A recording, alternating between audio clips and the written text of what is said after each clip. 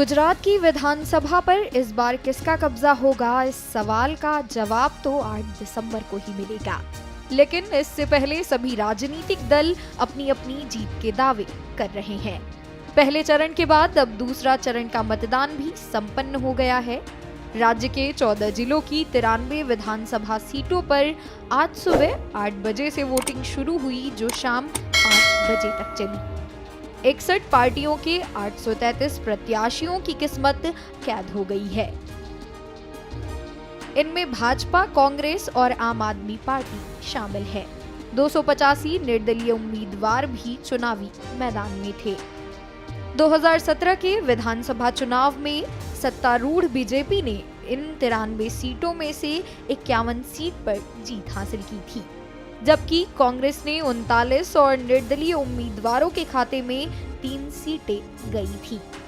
आम आदमी पार्टी के उम्मीदवारों की जमानत जब्त हो गई थी।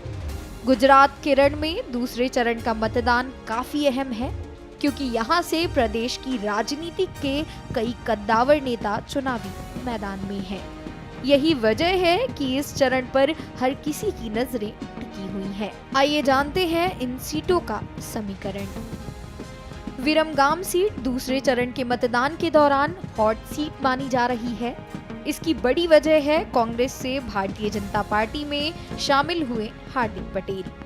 हार्दिक पटेल इस सीट से चुनाव लड़ रहे हैं। ये सीट अहमदाबाद जिले में पड़ती है। यहाँ हार्दिक का मुकाबला कांग्रेस के विधायक लाखाभाई भरवाड़ से है।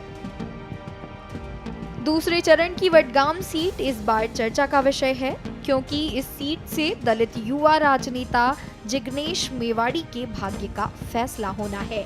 जिग्नेश मेवाड़ी कांग्रेस के टिकट पर चुनावी मैदान में हैं। हालांकि ये मौजूदा विधायक भी हैं, लेकिन दोबारा जीतना बड़ी चुनौती बन सकता है। यहाँ पर इनका मुकाबला आम आदमी पार्टी के टिकट पर लड़ रहे दलपत भाटिल कर रहे हैं। ओबीसी नेता अल्पेश ठाकोर के चुनाव लड़ने के साथ ही गांधीनगर की सीट वीआईपी सीटों में शामिल हो गई है। गांधीनगर को पहले से ही बीजेपी के गढ़ के तौर पर जाना जाता है। 2008 में परिसीमन के बाद ये सीट अस्तित्व में आई थी। यहाँ अल्पेश की सीधी टक्कर कांग्रेस के टिकट पर चुनाव लड़ रहे हिमांशु पटेल से है। अरवली जिले के तहत आने वाली बायद सीट भी दूसरे चरण में वीआईपी सीटों में शुमार है।